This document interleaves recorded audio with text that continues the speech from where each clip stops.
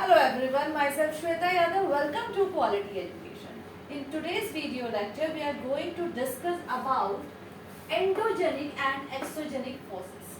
तो ये endogenic और exogenic forces क्या होती हैं? ये तो हम इस वीडियो में समझेंगे, लेकिन आपको मैं ये बता दूं कि ये forces कई बार होता है कि अभी सर्दियों की छुट्टियां चल रही हैं आपकी, है ना, तो आप सारे चैप्टर नहीं पढ़ेंगे, लेकिन आप इतना चीज ध्यान रखें कि अगर आपके सिलेबस में कहीं भी अर्थ मूवमेंट आता है, ठीक है, अर्थ के मूवमेंट से रिलेटेड कोई भी चैप्टर होता है, तो उस चैप्टर के अंदर आपका ये टॉपिक आएगा ही आएगा, endogenic and exogenic forces. Reason देखो, अर्थ में जो मूवमेंट्स होते हैं, जितने भी मूवमेंट्स होते हैं, वो सारे मूवमेंट्स इन्हीं दोनों फोर्सेस के बेसिस पे होते हैं। तो अगर आपके चैप्टर में, आपके सिलेबस में अर्थ के मूवमेंट से रिलेटेड कोई भी चैप्टर है, तो आप इस वीडियो को बहुत ध्यान से देखिए, ये वीडियो आपके लिए यूजफुल होगा। ठीक है, चलिए अब टॉपिक पे आ जाए। देखो, यहाँ पे हम डिस्कस करेंगे टाइप्स ऑफ अर्थ मूवमेंट। तो टाइप्स ऑफ अर्थ मूवमेंट के अंदर एंडोजेनिक और एक्सोजेनिक फोर्सेस ऑटोमेटिकली आ जाते हैं, क्योंकि ये जो मूवमेंट्स हैं इन्हीं के बेसिस पे अर्थ के सारे, सॉरी, ये जो फोर्सेस हैं इन्हीं के बेसिस पे अर्थ के सारे मूवमेंट्स होते हैं।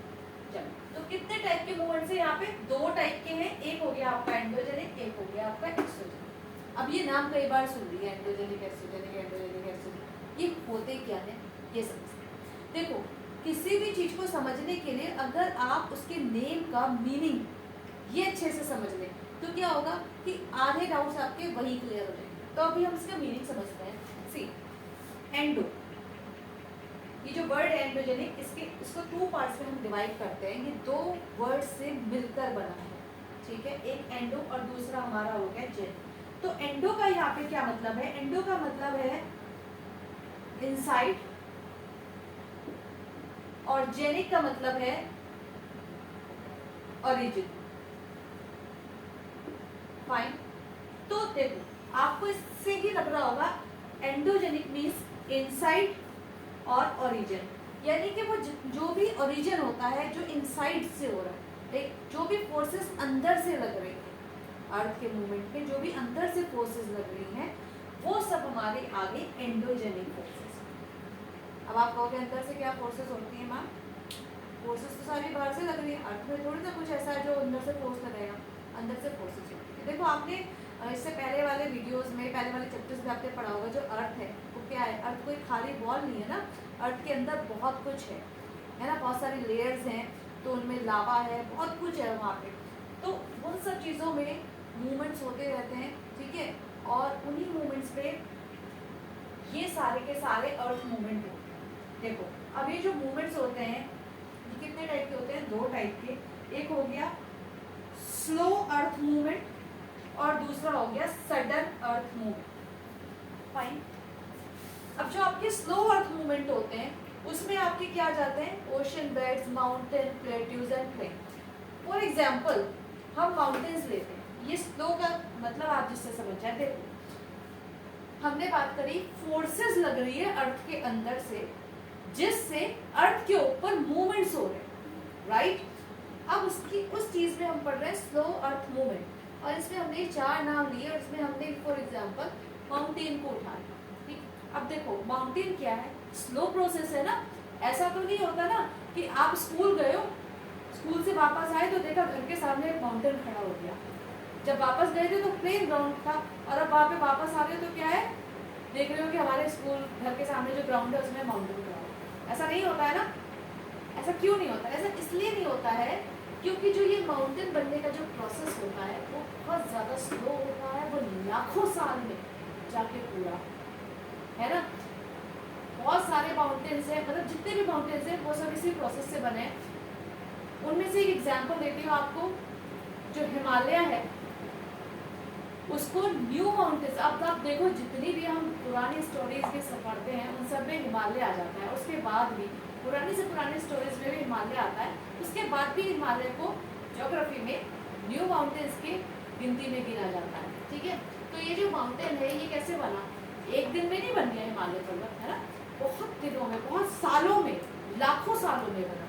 तो इसलिए ऐसे प्रोसेसेस को कहा जाता है स्लो अर्थ मूवमेंट। तो मूवमेंट तो हो रहा है, धीरे धीरे एक पहाड़ बन रहा है, एक दिन में नहीं बनेगा, एक साल में नहीं बनेगा, ठीक है, लाखों साल में बनेगा, लेकिन धीरे धीरे धीरे धीरे धीरे।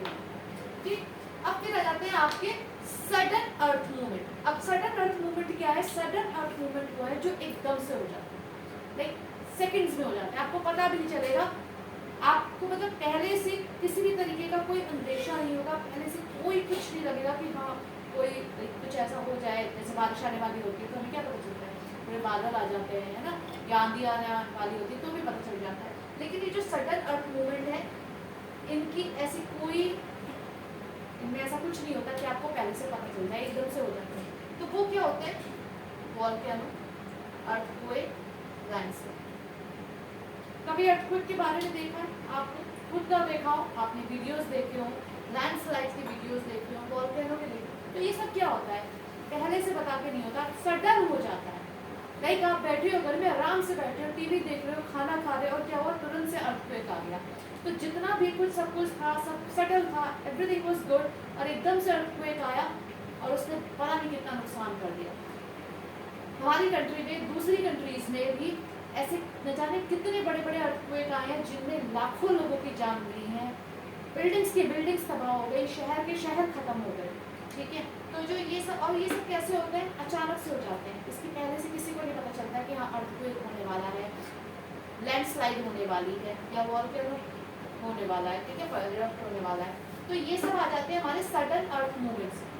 फाइन, तो आई होप कि आपको एंडोजेनिक फोर्सेस समझ में आ गई। तो ये जितनी भी जो चीजें हैं ना, ये एंडोजेनिक। अब एक चीज और भी है, आप ये सोच रहे होंगे कि ये हो तो गया, ठीक है, फोर्सेस हमने बता दिया कि फोर्सेस लग रही है अंदर से, लेकिन कैसे? मतलब पहाड़ कैसे बन गया?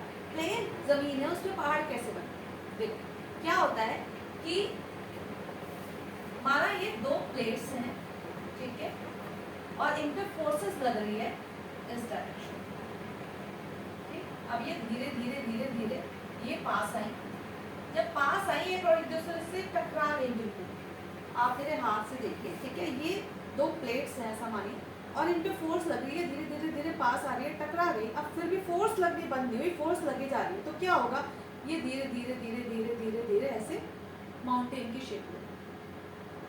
आप अपने इसको एक्सपेरिमेंट कर सकते हैं। एक पेपर लीजिए, ठीक है, उसे टेबल पे रखिए, बेड पे रखिए, कहीं भी रखिए, प्लेन सरफेस पे, उस पर दोनों तरफ से आप फोर्स लगाइए, तो वो पेपर क्या होगा? बीच में से उठ जाए।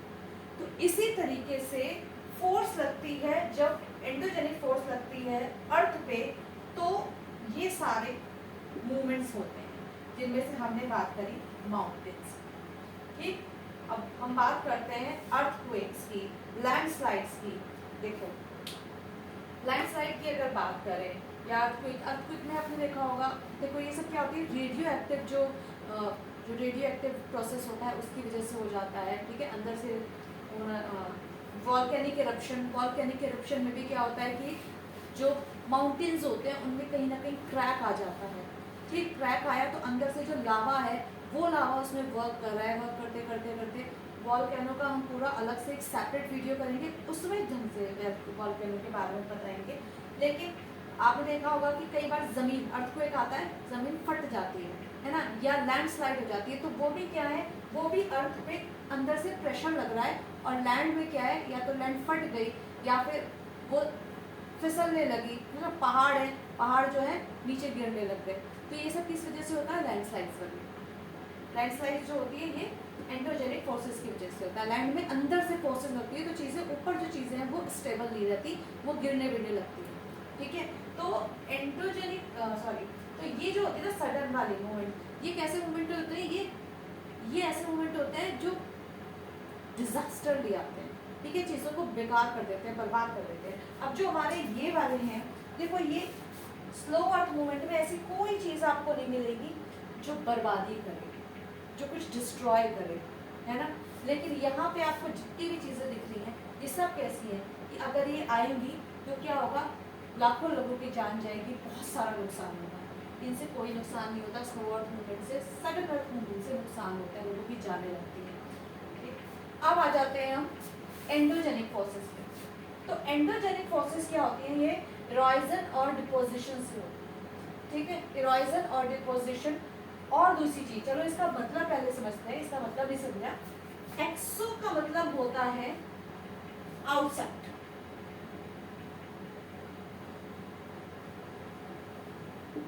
ठीक है, और जेनिक का तो मतलब पता ही है आपको, ओरिजिन। तो यानी कि आउटसाइड ओरिजिन, जो भी ओरिजिन, जो भी चीजें बाहर की तरफ से, बाहर की फोर्सेस से बनती है, उनको हम कहते हैं एंडोजेनिक, सॉरी एक्सोजेनिक फोर्सेस।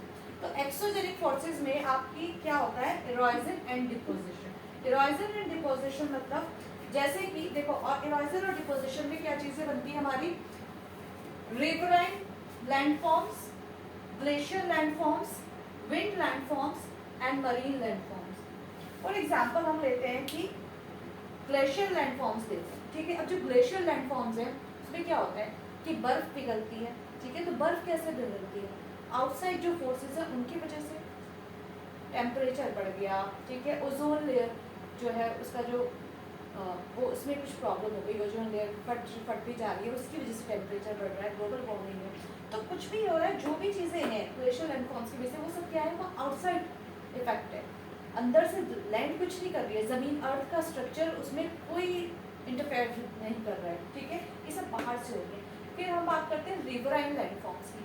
तो रिवराइन लैंडफॉर्म्स में क्या हो जाता है, जैसे कि जो नदी होती है, ठीक है, नदी भी क्या है, नदी बह जा रही है और अपने संग को क्या करती है, वो बहुत सारी सेडिमेंट्स वगैरह अपने संग बहा के ले जाती है और उन्हें कहीं और डिपॉजिट कर देती है, ठीक है। उससे क्या होता है, वहाँ पे कुछ नया बन जाता है, धीरे धीरे धीरे, एकदम नहीं होता लेकिन धीरे धीरे। या फिर क्या चीज़ होगी, या फिर ये होगी कि नदी एक रास्ते से बह रही है, अब कोई पत्थर उसके बीच में आ रहा है, ठीक है, धीरे धीरे धीरे क्या करेगी, वो एकदम से नहीं, लेकिन वो उसको एक दिन काट देगी और वो जो रास्ता वो ऐसे ऐसे ऐसे होके निकल रहा था, वो सीधा होके निकल जाएगा। अगर आप रिवर्स के बारे में आपने पढ़ा है, तो मैं जो कॉम्पिटेटिव एग्जाम्स की प्रिपरेशन कर रहे हैं उन बच्चों को ये पता होगा कि जो रिवर्स जो होती है ओल्ड और न्यू, तो जो भी रिवर्स इस तरीके से जाती हैं, ठीक है, उन्हें हमेशा न्यू रिवर बोला जाता है, और जो रिवर जो जिनका जो रास्ता होता है वो फ्लैट होता है, उन्हें हमेशा ओल्ड रिवर कहा जाता है।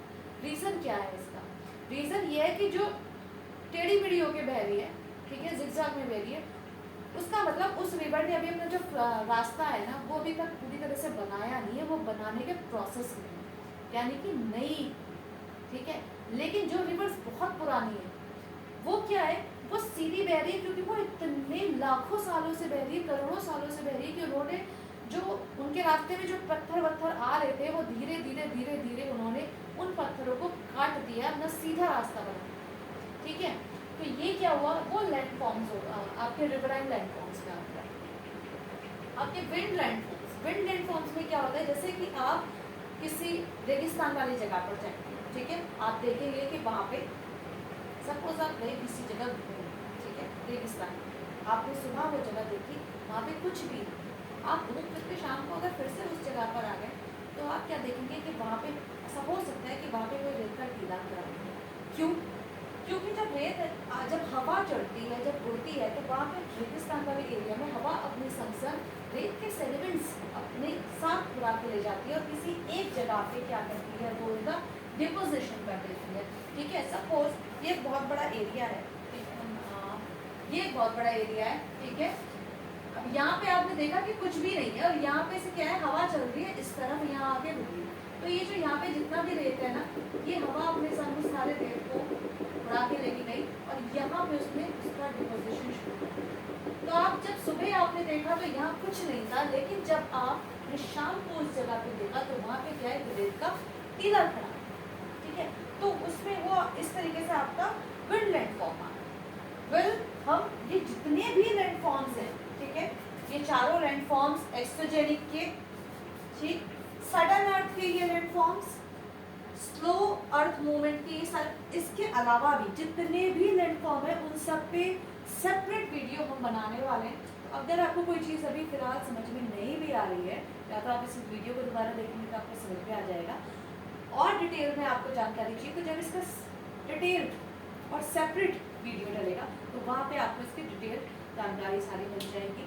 तो फिलहाल क्योंकि इस वाले वीडियो में हमें डिस्कस करना था 2 टाइप्स ऑफ अर्थ मूवमेंट, ठीक है। तो वो 2 टाइप्स ऑफ अर्थ मूवमेंट कौन से थे हमारे, एंडोजेनिक, एक्सोजेनिक। तो एंडोजेनिक क्या होता है, इसमें क्या क्या चीज़ें बनती हैं वो मैंने आपको बता दिया। एक्सोजेनिक फोर्स क्या होती है, उसका मतलब क्या होता है, उसमें क्या क्या प्लेटफॉर्म्स आते हैं वो आपको बता दिया। तो आई होप आपको ये वीडियो समझ में आया होगा, अच्छा लगा होगा, ठीक है।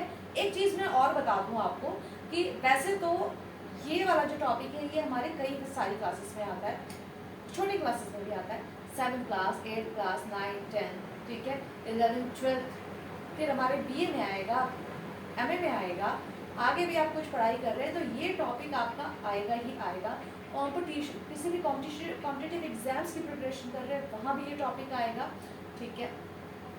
तो आप इस टॉपिक को बिल्कुल भी अवॉइड ना करें, इसको अच्छे से पढ़ें, समझें। लेकिन ये जो टॉपिक है ये ज़्यादा एलैबोरेट नहीं किया है, रीज़न इसके पीछे ये है कि छोटी क्लासेस को दिमाग में रखते हुए बनाया गया है, क्योंकि छोटे बच्चों की काफ़ी रिक्वेस्ट आ रही है, ठीक है, कि मैम हमारी क्लास का भी कुछ जानें।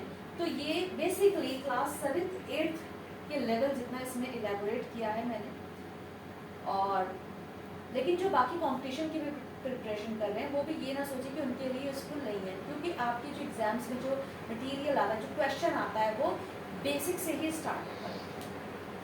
तो अगर आपको मेरा वीडियो अच्छा लगा है, समझ में आया है, तो प्लीज़ इसे लाइक कीजिए, सब्सक्राइब कीजिए, बेल आइकन ज़रूर प्रेस करें, सो दैट जब इसका नेक्स्ट वीडियो डले तो आपको उसकी जानकारी मिल जाए। इस चैनल के बारे में अपने फ्रेंड्स, अपने सीनियर्स, अपने टीचर्स को ज़रूर इन्फॉर्म कीजिए, मे भी उन्हें हमारे चैनल पे उनके लिए कुछ फ्रूटफुल नॉलेज मिले। Thank you so much, have a nice day.